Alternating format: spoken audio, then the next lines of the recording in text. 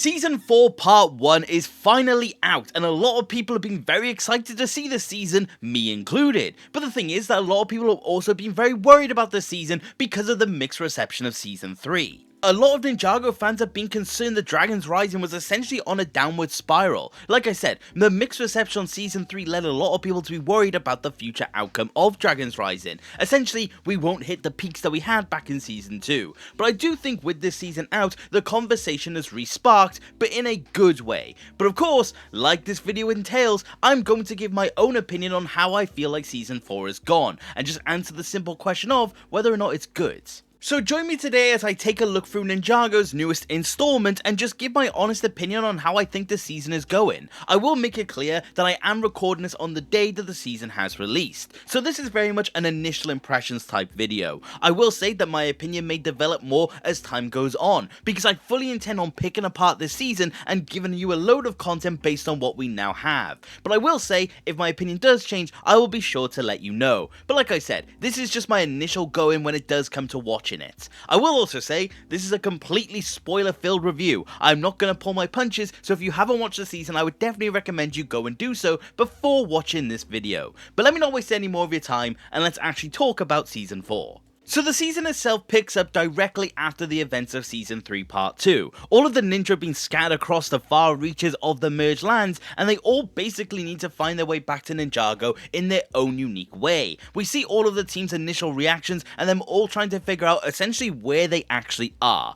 There is one really fun little oddity that is just quite silly, but I understand why they did it, and that is being the case of Euphrasia. She is the only new addition to essentially this immediate pickup. She is just basically there when Lloyd and Aaron turn up, and she just says that she basically fell for the exact same thing that they did. It feels very, very weird and very sitcom-esque because she's just there, but I understand that they wanted her in the story and that was the best way to do it. But of course, all of the ninja are essentially now trying to figure out what they actually need to do. But during those scenes, we are introduced to a handful of new things that we didn't actually see at the end of Season 3. The one main thing, of course, is the introduction of the Loyalists. We see the leader of the Loyalists essentially going off to find out about the Source Dragons, and comes across a shrine that is in respect and honor for them. And this is where the realization of the Source Dragon withdrawal is actually coming to be, and it spawns another wave of enemies that we see throughout the season, which are these elemental monsters. And I will say, I really do like the fact that there was a consequence to the Source Dragons leaving the realms. I'm going to get more into the villains a little later on, but I will make it clear that I really do like what they did with the Loyalists and also the elemental monsters here. I like the fact that they feel unique and they actually did feel like a threat in the season. There are a lot of instances of Ninjago villains or Ninjago armies not really feeling all that tough, but all of these actually did pose a threat when it did come to the ninja. So I just like the fact that it felt like there was actually a challenge within this season. The other thing that we do get to see towards the start of the season is a catch-up on Cole. We actually get to see him go through the monastery and we get to see the results of what happened with Raz. I do like the fact that it felt like there was a real consequence to it, and I like that Cole regrets his actions from the third season. I think it's a nice way to show that Cole basically wasn't in the right headspace, and it shows how susceptible he was to emotion. And the last big reintroduction was Zane. We get to see what him and Pixel were essentially up to when we didn't get to see them in Season 3 Part 2. They were just exploring the realms like they said. They were just on some cliffside dancing along. But of course they felt the disturbance in elemental power. So Zane has a reason to actually come back into the season, and I definitely do like that. But again, more on Zane later. So we've gotten all the ninja back reintroduced, and we've gotten the villains also introduced as well. But the thing is that what actually is the story of the season in of itself? Well, the thing is that there's actually a fair few things going on here. But the main one and the biggest draw of the season is the case of Lloyd, the Whispering Woods. What actually makes him the Green Ninja? What actually is his true potential? And why is he connected to the Dragon of Life? I really did like the fact that they really leaned in on what makes Lloyd Lloyd in a lot of different ways, and I like the fact that they're actually finally given an explanation to what his powers are. This storyline manifests itself in the concept of Lloyd having to complete a ritual to restore the woods in of themselves, going through a trial basically to discover truly what makes himself and what actually his powers are. I really did like this when it came to the story. I like the fact that Lloyd essentially had to go through the ringer to essentially discover who he was in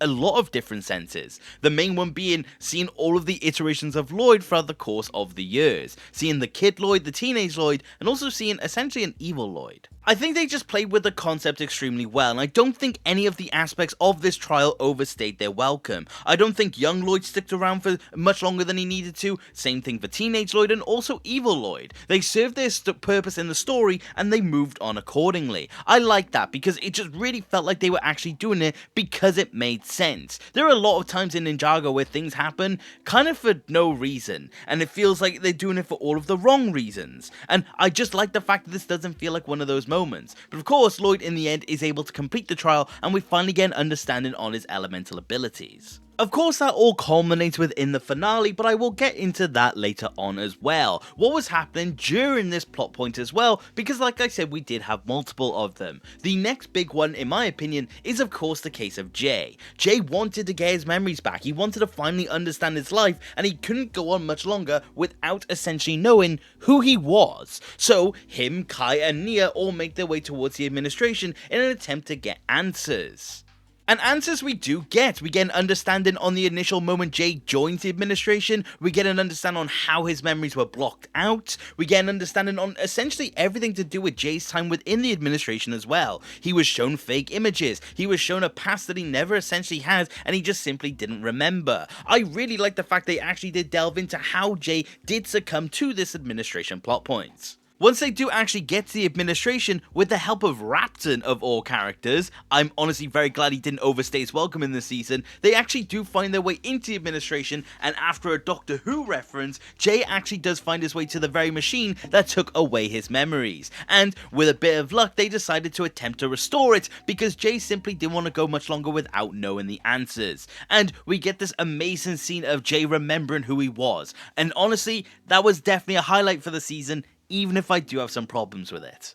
But once Jay's memories are actually restored, we actually do get to see the ninja basically fall into what the main plot of the season actually was. They encounter the Loyalists, and they discover essentially that there is something nefarious going on, and they do decide to investigate. And in similar vein to what I said with Lloyd, they do find themselves basically in the event of the finale after that. So again, I will talk about the finale later. But I will say, on an overall, I do have a fairly big problem when it does come to the Jay memory plot point, but again, I'm really happy with how things went. It was emotional, it had depth, it had everything I needed. But the thing is that it did just suffer from a few very small things for me. Again, this is something I want to cover in more depth in a future video, but as much as I really like this plot point and I'm honestly very happy with how it turned out, it just felt a little too early for me. I honestly just didn't expect them to do the Jay restored his memories thing so quickly on. I remember this whole build up in season 3 and Rogue being such an interesting character just for it to get resolved essentially in 4 episodes. I was honestly extremely shocked by the fact that they did this, and I honestly wasn't expecting it whatsoever. And I just think the other thing for me was that Rogue just wasn't really there anymore. The thing about season 3 is that whilst he was trying to be better, and whilst Jay was actually trying his best to really understand who he truly was, and he did kind of understand that his place was with the ninja, the thing is that he still had those Rogue elements to him even towards the end. But this time round, he just kind of felt like Jay. There honestly wasn't really elements of him being an outlaw, being a bounty hunter. There was not really anything of that, and not really much of an indication that he ever still had shattered goodness. It really did feel off, and I'm very curious to know how they do things moving forth. But again, I do think that's something that's deserving of its own video. So whilst I do have those small gripes, I'm still very happy with the overall product, and I'm not mad at it whatsoever. Plot 3 involved Sora, Frack, Wildfire, and Ryu, of course in their own realm. And I will say, the realm that they ended up in my opinion, is one of the most interesting things we've seen in a very long time. It seems to be a realm that's just kind of fed on human desire. I like the fact that we also don't have an explanation for what that realm truly was either. I can't wait to make my own theory about it. But the thing is that I love the fact that it seems to be a realm that was just kind of catering to the people's belief. And also, just a place where desire does ultimately succumb most people. I love the fact that the explanation for that realm and how they got out of it was just simply the fact that Wildfire wasn't susceptible to desire because of her upbringing as a dragon. I think that was a perfect way to call back to Wildfire's upbringing, so I really did enjoy that.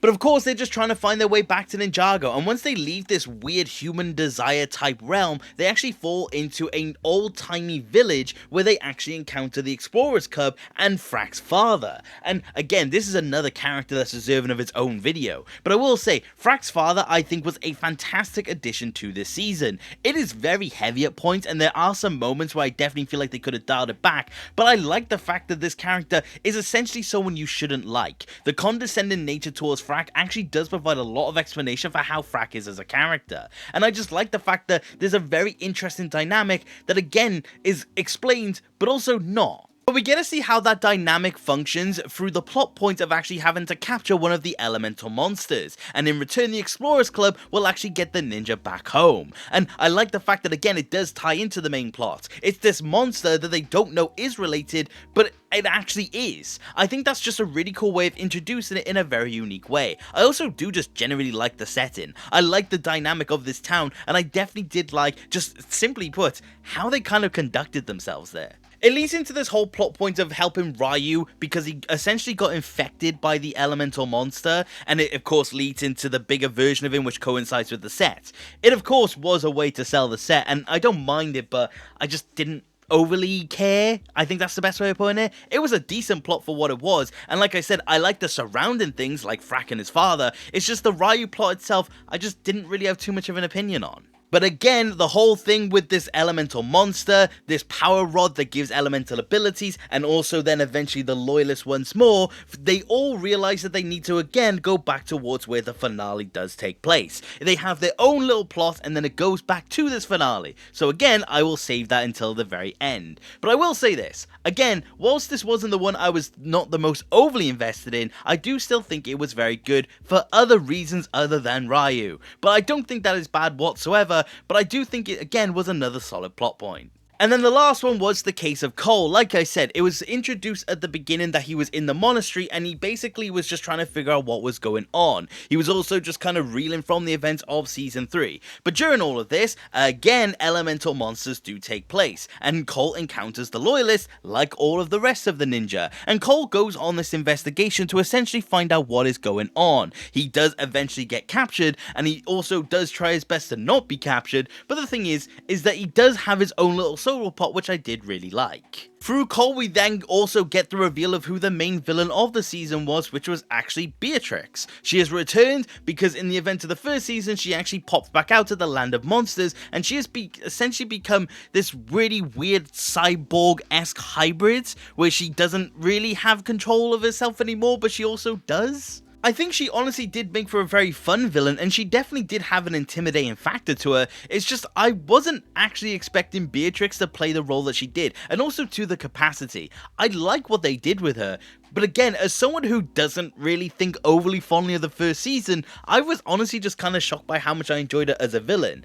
But I do think the Loyalists and the Elemental Monsters are kind of better, but I think that just kind of comes down to the fact that we saw them in more ways compared to her throughout the season. But like the other three plot points that we've already talked about, this all culminates with Beatrix actually making her way towards the finale with Cole in hand. And now I can finally actually talk about what that finale was. Beatrix, like I said, was trying to take back Imperium, and all of the ninja were gradually coming back from their own respective plot points to actually stop her. I really do like this finale. I think visually speaking it looked amazing, and I think story-wise it does make sense. Beatrix was completely hell-bent on the fact that Imperium was her own kingdom. She was the rightful ruler. She was the good empress. So I like the fact that given the first opportunity and given the first bout of power, she did everything she could to actually go and take it back. But of course the ninja weren't going to stand for that, and we get to see the amazing fight that actually does take place because of it. I really do like the set piece that we actually got. Seeing the ninja fight through Imperium once more, but actually as a full team, was amazing to actually see. Of course, it does culminate in them not really winning initially speaking,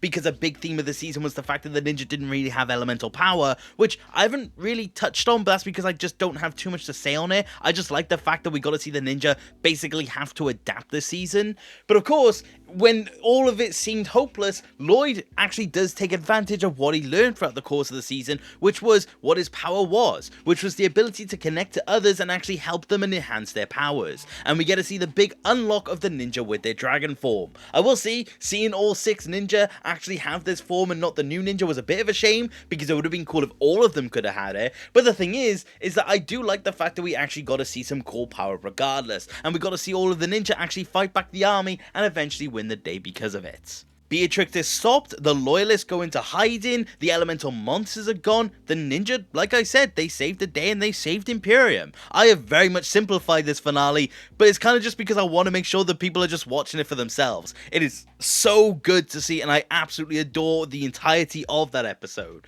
But of course, the season ends off then with its cliffhanger. We get to see all of the ninja relaxing up in the monastery. They're all taking advantage of the fact that they got to win and they're all reunited once more. But it wasn't with the last moment additions of the season. For one, Sora's parents have come to visit. It'll be interesting to see what happens there, and of course, we get to see Raz. The season ends off with him actually showing off the fact that he did get another icon during all of these events. We get to see him show it off to the Shadow Dojo that we saw in season 2 and just tell his master that he is one step closer to the plan.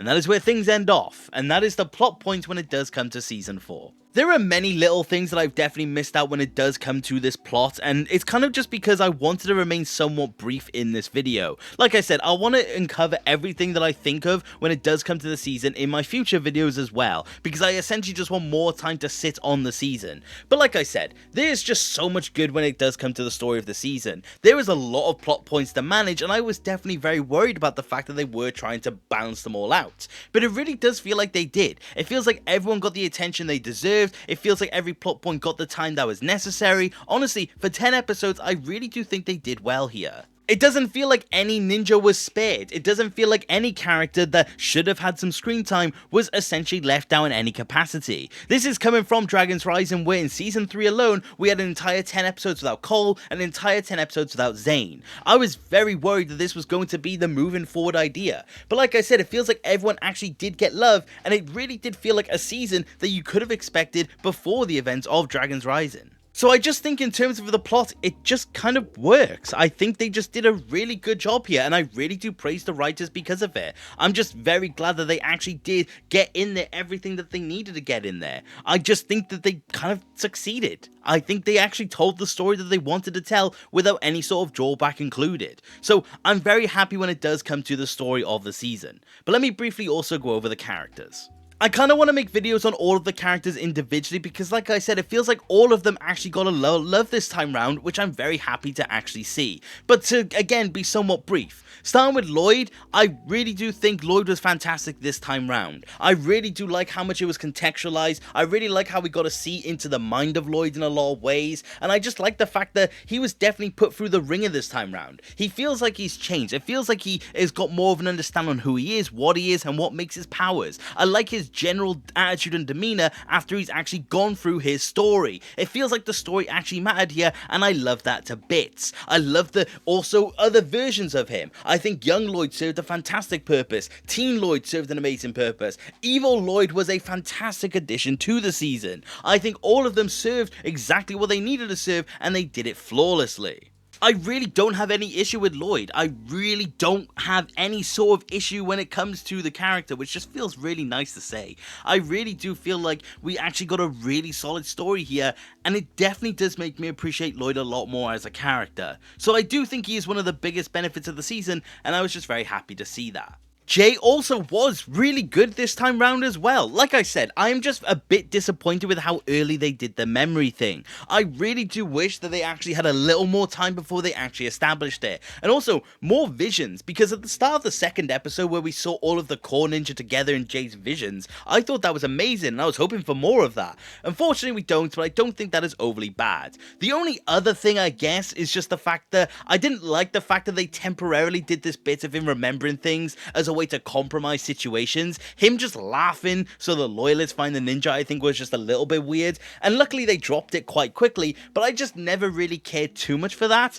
But again, I just like how Jay was. Jay having like moments with Cole when he remembered who they were, I think was amazing, and also Jay most definitely had one of the funniest scenes in all of Ninjago. The scene of Frack dropping down an Imperium and Jay taking the time to pull over and laugh at him had me in tears. I absolutely loved that little bit and definitely did feel like Jay. So, like I said, whilst I do have some small issues and I want to cover them more down the line, I definitely do think he was another amazing addition here. I was absolutely in love with also how they did Zane this time round. He felt human this time round, and I absolutely adore that. That may be a very weird thing to point out, but Zane has had an issue in recent time where he felt extremely one note. And whilst all of the development that we see in this season happened off screen, I'm still happy about it regardless. We get to see Zane actually care for the people around him, caring for the Dragon of Life, and he talks about how his emotions are very real. I love that scene from him. Him also teaching Lloyd to draw as a way of expressing himself, I think was also absolutely fantastic. Also, he is just an absolute menace in his fights this time round as well. He just feels like an absolute unit. I adored Zane, and I just hope they continue in this direction because he honestly felt perfect here.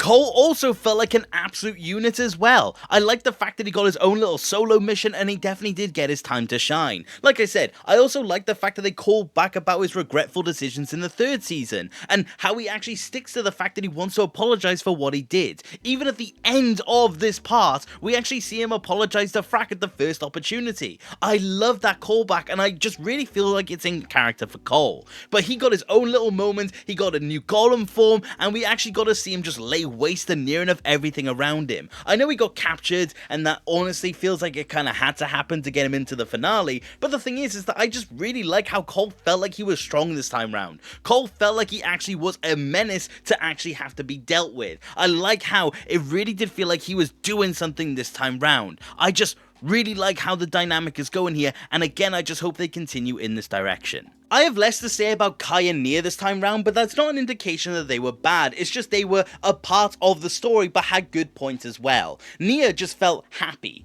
She just felt like she was actually kind of content. The whole thing of Dragon's Rising is that she was always uneasy. She always had to find Jay. She always had to restore his memories or get Kai back or anything that was kind of putting her in distress. So the fact that she's finally got everything that she kind of wanted back, she's actually kind of happy now. And I really did like to see that. And Kai as well, seeing him demonstrate such care for Jay, I think was amazing. When Jay was getting his memories back and he immediately was panicking that Jay was being hurt, I really did like the fact that it shows that they do care for each other. They very much have like a big and little brother dynamic, and we get to see them pick on each other a lot throughout the course of Ninjago, but it's nice to see that Kai truly did care for Jay, and he just wanted what was best for Jay as well. Again, I just like these two characters. Even though they didn't have too much to do, they still were an invaluable part to the season, so I can't help but absolutely love it. But that is the OG6, and I just love the fact that all of them I have just good things to say. I like the fact that they were all present and they all had something to do,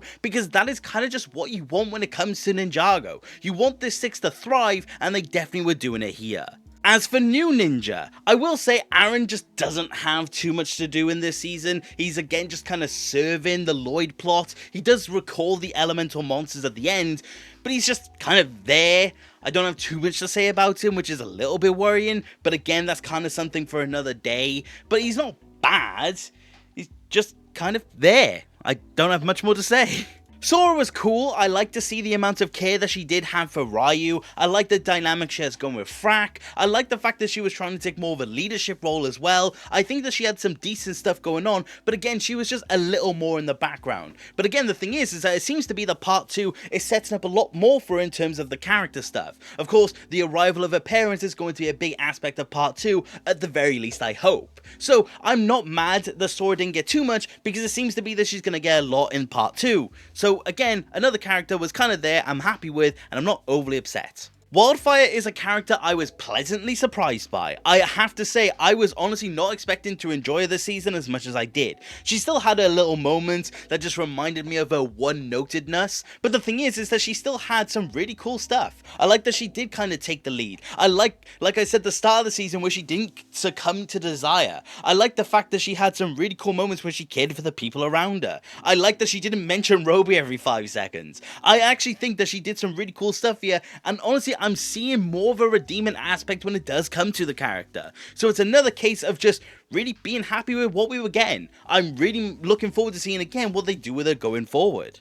So another character that I'm just happy with. Frack, of course, was a massive standout. He has all of the stuff with his father. I feel like we have so much more context for how he is as a character. I love the fact that we actually got more of an understanding on how he acts and just who he is. And I just like the lengths he went to throughout the course of the season. I like that he actually did also, like I say, have his moments with Sora. And it just feels like he did really well here. I feel like he's definitely become more of a character to me, especially after the events of Season 3. So again, it's just another character that I have a lot of hope for. So it's just another character to add to the good pile. And then finally, Ryu. I do think he actually had some interesting stuff here, but I do think he's just another one of the characters that was just kind of there. He got his new form, which I like. I like that he did have this link to Rontu, and I do like the fact that it seems to be that he is actually getting better at what he's doing. I like the fact that he's taking more of a stage in the fight scenes as well. So again, I'm feeling like a broken record, but just another character that I have hope for. So, on an overall, all of the characters and all of the ninja team just did extremely well here.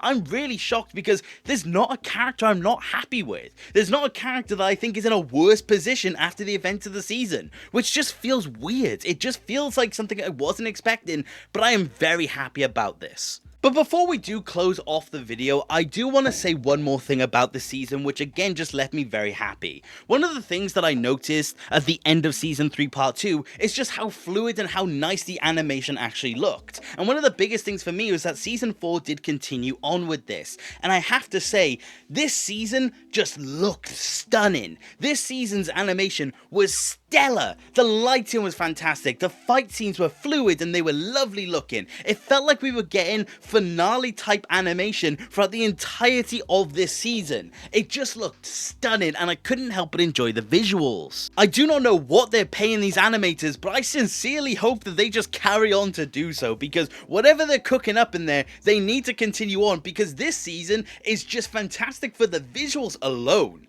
I think the visuals just had it going for it. I really just like how it looked, paired with amazing musical scores and all the amazing callbacks. So many themes from Ninjago that got to return this time round. We got to hear the Green Ninja theme, we got to hear some stuff from the Oni trilogy, we got Harumi, we got the lot. I really just like how everything blended together to make something that was visually and audibly just amazing to take in. From the Whispering Woods to the Land of Madness to Imperium, it just felt like everywhere was unique. It had its own little quirks, its own little setbacks, its draw-ins. It just feels like every single scene in this season was distinct and it was beautiful. Again, I just tip my hat to how good the season actually looked, because that's what it was. It was just beautiful in every sense of the word. And to pair it up with an amazing story, I just simply could not have been happier. And what relates to that, but also not, is just the fact that this is the first season in a while where visual elements actually made sense. One of the biggest things that people have talked about is the fact that suits and vehicles and everything within Dragon's Rising and Ninjago in general just kind of appears out of nowhere. But it's the first season in a very long time to actually have visual consistency and continuity. The ninja don't get their dragon suits until they get dragon form. Aaron just randomly changed his suit, but we're going to ignore that. But Zane remains in his storm suit, Cole remains in his spectral suit. I absolutely adore the fact that they actually kept consistent throughout the course of this season. It just had it, and I can't help but praise it, because that's what I want when it does come to Ninjago seasons. It just feels like in every single sense of the word, the writers, the animators, every single person involved in the Ninjago team actually did put the love and the effort that this show deserved. So I think with all of that in mind, and just with all the praise I've given in mind, it's time to give my initial conclusion. And that is that Dragon's Rising Season 4 Part 1 is a fantastic installment to the Dragon's Rising catalogue. Is it my favourite installment? Who knows? Time is only to tell. But I do think as it stands, it is one of the stronger installments when it does come to Dragon's Rising. I think it checks every single box off that I wanted when it did come to this season. I think it just did everything that I expected it to do, and it did it very well. This is going to be uploading on the Friday. I will say this, on the Saturday, I will be releasing a predictions video. I filmed a predictions about 2 weeks before the season actually came out. And for reference, I got a lot wrong. I honestly contemplated scrapping the video because I just didn't get a lot of things correct. But I want to demonstrate what I was expecting going in comparison to what we actually got. Honestly, I do think it's very interesting to see the dynamic between the two, because you can see things I commented on here that I had some issue with, but you can also see where I was just kind of wrong, but in a good way. I have to say this, I honestly am much more happier with the product we got for Dragon's Rising in comparison to what we actually had predicted in my video coming tomorrow. So I am gladly going to take the L on that video because I'm just simply happy. But beyond all of this, I am just very happy that we've gotten this season and that it's at the quality that it is, because I just think that this did accomplish everything I wanted, and now I want to know if it did the same for you. So I'm going to pass the torch on to you guys right now. What is your opinion on Season 4 Part 1? I want to know exactly what you think. I want to know the ins and outs. I want to know if you like it, if you dislike it. Is it your favorite or is it your least favorite? I want to know exactly how you feel when it comes to this season, because I am just personally in love with the product that we've gotten. I don't think it's perfect, but I think it's pretty damn good. But that is about it for today, you guys, and thank you very much for watching. And if you did enjoy the video, please consider subscribing. I love discussing Ninjago with more people. And if you do want to support the channel any further, which you do not have to, you can always become a channel member and join the legends that you see on screen. Thank you to each and every single one of you. Your support means the absolute world to me. But like I said, that is about it for today, and I'll see you in a week for when Part 2 leaks. Okay, bye!